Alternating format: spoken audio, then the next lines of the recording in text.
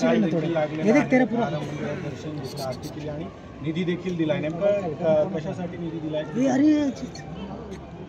मला वाटतं की निकालाच्या संदर्भामध्ये यापूर्वीच आपण सगळ्यांनी आपल्या भावना आणि आनंद त्या ठिकाणी साजरा केलेला आहे. प्रभू श्रीरामचंद्रांच्या आशीर्वादाने हिंदू हृदय सम्राट शिवसेना प्रमुखांच्या हिंदुत्वाच्या राष्ट्रीयत्वाच्या विचारावर या निकालाच्या माध्यमातून शिक्कामोर्तब झालेला आहे. माननीय मुख्यमंत्री महोदय एकनाथजी शिंदे साहेबांनी शिवसेना प्रमुखांची जी भूमिका पुढे नेण्याचं कार्य केलेलं आहे त्याच्यावर शिक्कामोर्तब आज माननीय न्यायदेवतेने त्या ठिकाणी केलेलं आहे.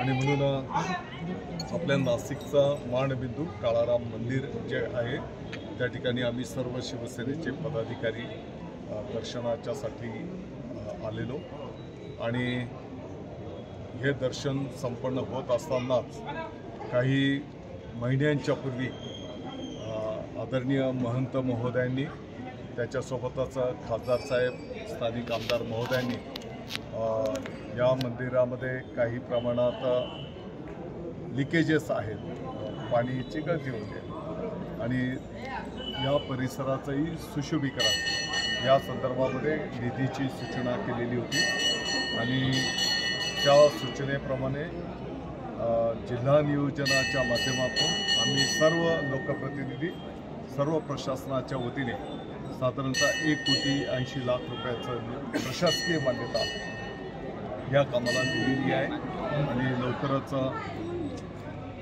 पुढच्या प्रोसिजरच्या माध्यमातून त्याचं मार्गक्रमण होईल. माननीय मुख्यमंत्री महोदय एकनाथजी शिंदे साहेबांनी या संदर्भामध्ये सूचना केलेली आहे आणि याचा पुढचा जो आणखी विकासाचा जो आराखडा आहे आपल्याला माहिती की 2027मध्ये कुंभमेळा आपल्या नाशिकमध्ये संपन्न होणार आहे आणि त्याही दृष्टिकोनातनं जो आराखडा आपण तयार करायला घेतलेला आहे त्या आराखड्यामध्येही हा मानबिंदू असलेलं हे स्थान असल्यामुळे या परिसराच्या विकासाच्या संदर्भामध्येही त्या ठिकाणी अनेक बाबींचा समावेश केलेला आहे. कुठली कामं आहेत? या मंदिराचं जे प्रमुख जे मंदिर आहे त्याचं पावसाळ्यामध्ये जेव्हा पाऊस पडतो तर ते लिकेज होऊन